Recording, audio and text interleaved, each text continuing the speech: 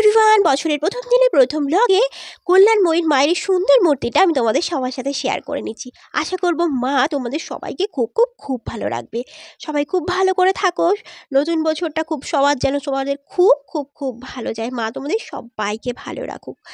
আর দেখো, বলা হয় মায়ের যে ভোগ না, ভোগ দর্শনে নাকি সব দুর্ভোগ কেটে যায়। তো মায়ের এই যে প্রসাদ, এই ভোগটাও আমি তোমাদের সাথে শেয়ার করছি। আর আশা করব তোমাদের সবাই যেন খুব সুস্থ থাকো, সুন্দর থাকো, কোনো বিপদ যেন তোমাদেরকে স্পর্শ না করে।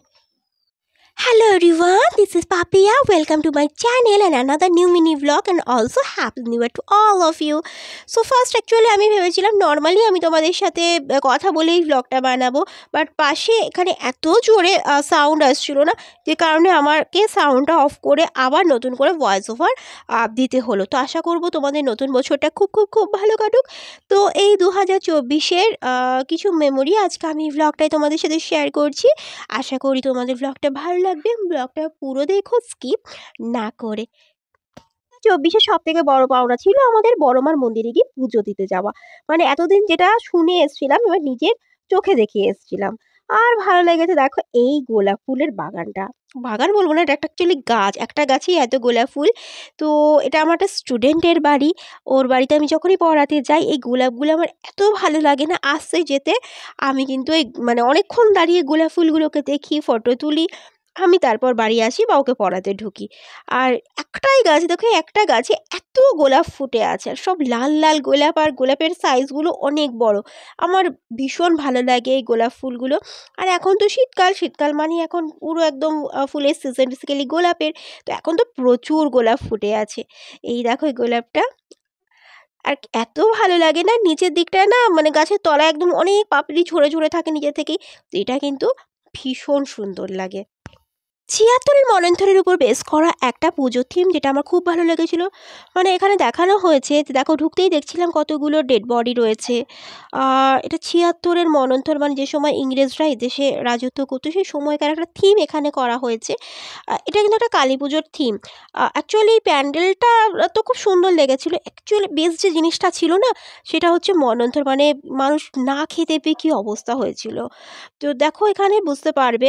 আর এদের দেখো হাতের কাজগুলো এত সুন্দর ছিল না, পুতুলগুলোকে এত সুন্দর করে বানিয়েছে। এখানে ইতিহাসের ইতিকথা, এটাই এদের থিম ছিল। মানে এটা জিনিসটা দেখে একটা কথা আমরা ভাবি, যে যখন আমরা প্রচুর প্রচুর খাবার নষ্ট করি বিভিন্ন বিয়েবাড়ির অনুষ্ঠানগুলোতে, আর দেখো কত মানুষ ঠিকঠাক করে খেতেই পায় না। 76-এর মন্বন্তরে কিন্তু প্রচুর মানুষ মারা গিয়েছিল এইভাবে না খেতে পেয়ে। দেখো ছোট একটা বাচ্চা কোলে নিয়ে বসে আছে এই বৃদ্ধ মহিলাটা, বাচ্চাগুলো খেতে না পেয়ে মরে গেছে। তো এটাই ছিল এদের থিম। এই দেখো এদের ঠাকুরটা, মানে সব মিলিয়ে না এই জিনিসটা আমার খুব ভালো লেগেছিল। তো একটা কথা সত্যি বলতে আমাদের বোঝার মতো, যে আমরা যখন খাবার ঠিক যতটুকুই আমরা খাবো না, ঠিক ততটুকুই বোধহয় আমাদেরকে থালায় নেওয়া উচিত। আর খাবারটা একদমই ওয়েস্ট করা উচিত না।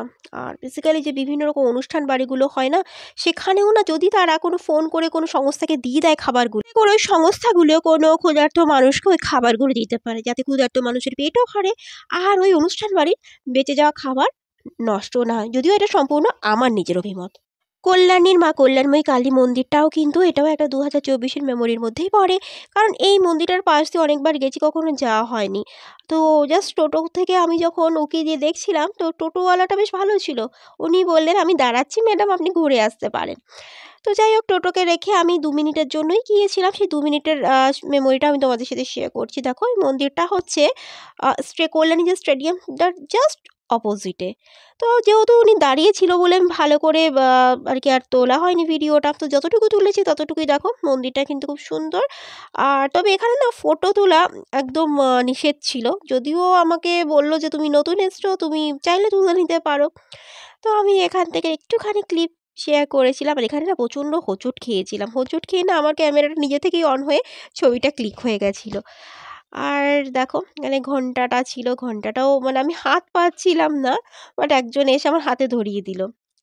তো এই দেখো স্টেডিয়ামের জাস্ট অপোজিটে। আর টোটোওয়ালাও কিন্তু খুব ভালো ছিল। 2024-এর মেমোরির মধ্যে যেটা আর না বললেই নয়, সেটা হচ্ছে আমার এই ছোট্ট নেইবার সোনামণি। এর ভিডিও তো আমি আগেও শেয়ার করেছি, তোমরা দেখেছো। তো আমার তো মনে হয় এটা আমার 2024-এর বেস্ট পাওয়া। বছর শেষে মা আর মাসির সাথে দেখতে গিয়েছিলাম খাদান, তাও আমাদের মানে আমাদের লোকাল এরিয়ার যে সিনেমা হল সেখানে। তো মুভিটা কেমন হয়েছে সেটা নিয়ে আমি কিছু বলবো না, that's not my cup of টি।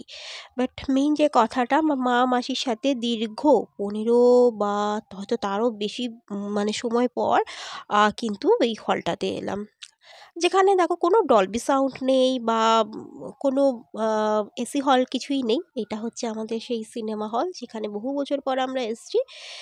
তো এটাখানে এসে একটা নস্টালজিক একটা ফিলিং আসছিল, যে এখন তো আর মুভি হলে গিয়ে তো দেখাই হয় না। আমি তো তাও এদিক ওদিক যাই ফ্রেন্ডদের সাথে, মা আর মাসি তো কোথাও যায় না। আর এটা দেখো টিকিট টিকিট ছিল এখানকার ব্যালকনিতে 50 টাকা, তো বোধহয় ব্যালকনি হয়তো ছিল।